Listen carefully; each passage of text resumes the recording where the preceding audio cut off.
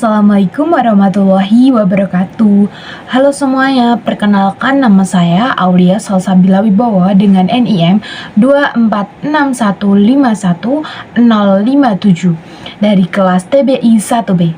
Nah, di sini saya akan mengerjakan tugas akhir mata kuliah Linguistik Umum, yang mana di video kali ini saya akan menjelaskan salah satu materi yang telah dibawakan pada semester 1 ini, yaitu mengenai sejarah perkembangan dan aliran linguistik, baik di dunia maupun di Indonesia sendiri ya teman-teman. Di studi linguistik sendiri sudah mengalami 3 pertahapan. Yang pertama, tahap spekulasi, yang kedua, tahap observasi dan klasifikasi, lalu yang ketiga, tahap perumusan masalah.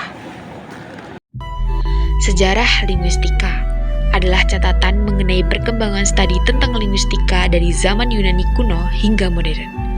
Ilmu mengenai linguistika telah dibahas sejak peradaban Babilonia. Namun, proses penelitian yang terstandar baru dimulai sejak periode Yunani kuno. Dari perjalanan linguistika zaman Yunani, berkembang aliran linguistika tradisional, beranjak ke linguistika strukturalis, linguistika transformasional atau modern, dan aliran-aliran sesudahnya. Uraian setelahnya. Jika dilihat dari pembabakan waktu, perkembangan aliran linguistika dapat dikelompokkan ke dalam 3 rentang waktu, yaitu masa perkembangan awal, pra-abad ke-20, yang dikenal dengan istilah linguistika tradisional, masa keemasan, abad ke-20, ditandai dengan lahirnya linguistika struktural, yang kemudian populer dengan istilah linguistika modern, dan masa sesudahnya, pasca abad ke-20, sebagai perkembangan dari linguistika struktural. Halo, kan yang kita pertama ini akan bahas mengenai linguistik tradisional.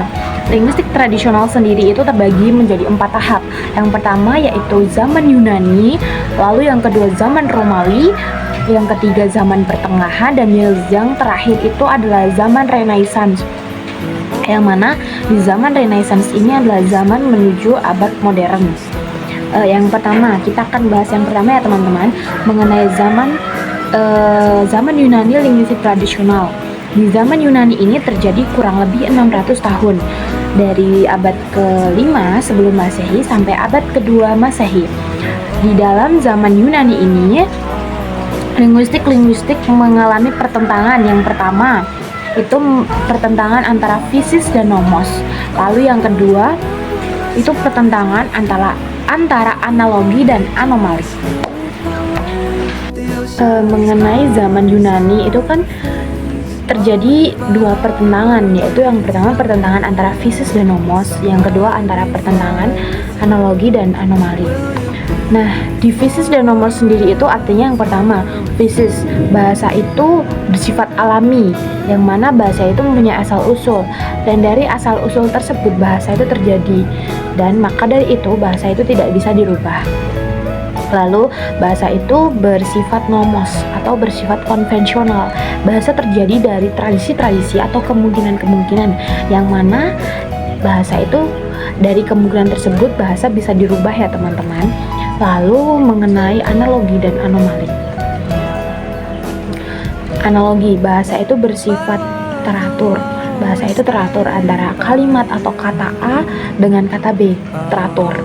Sedangkan anomali berpendapat bahwa bahasa itu tidak teratur, yang mana bahasa itu bisa berubah-ubah, tidak teratur dengan sendirinya. Nah, di zaman Yunani ini itu terdapat beberapa tokoh, beberapa kaum yang berperan di dalam zaman ini. Yang pertama yaitu ada Plato, lalu ada Aristoteles, ada kaum Sofis, kaum Stoik, lalu yang terakhir ada kaum Alexandrian.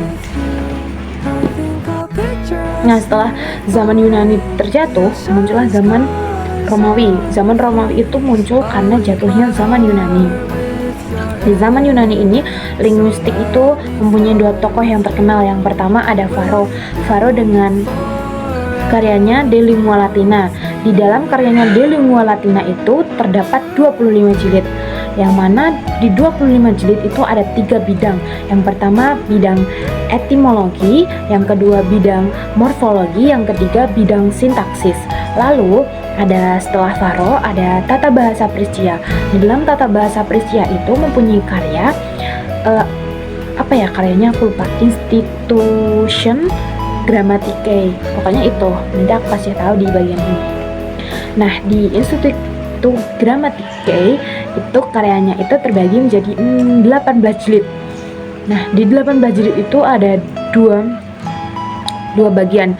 Yang di 16 jilid itu bagian penjelasan mengenai morfologi, lalu yang 2 jilid lagi mengenai sintaksis. Setelah zaman Romawi kita masuk ke zaman pertengahan, di mana zaman pertengahan ini adalah zaman yang penuh perhatian teman-teman karena beberapa tokoh, mungkin para filsuf skolastik. Nah, di zaman pertengahan ini ada beberapa kaum yang berperan juga di dalam zaman ini, yaitu kaum Modistae, tata bahasa spekulativa, lalu ada Petrus Hispanus. Dari zaman pertengahan ini kita masuk ke zaman Renaissance, yang mana zaman Renaissance ini berkembang pemikiran modern, yang mana dari pemikiran modern itu terdapat beberapa sarjana yang menguasai bahasa-bahasa, terutama bahasa Ibrani, bahasa Latin, bahasa Yunani, lalu ada bahasa Arab juga. Nah, setelah zaman linguistik tradisional kita masuk ke dalam linguistik strukturalis, yang mana linguistik strukturalis ini adalah lanjutan dari linguistik tradisional yang dimulai dari tahun 1857 yang diprakarsai oleh Bapak Ferdinand de Saussure.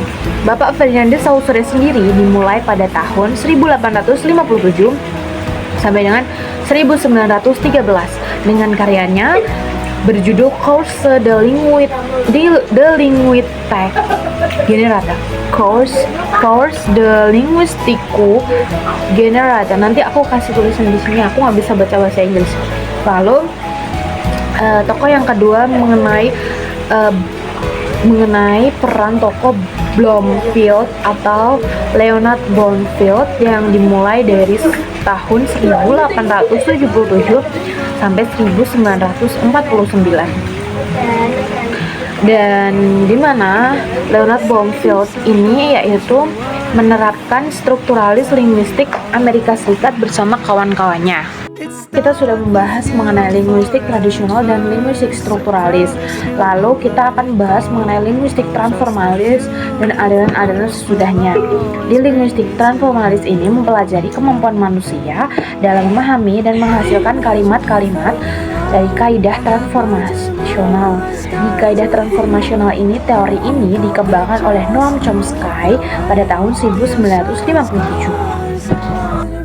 Sejarah linguistik Indonesia.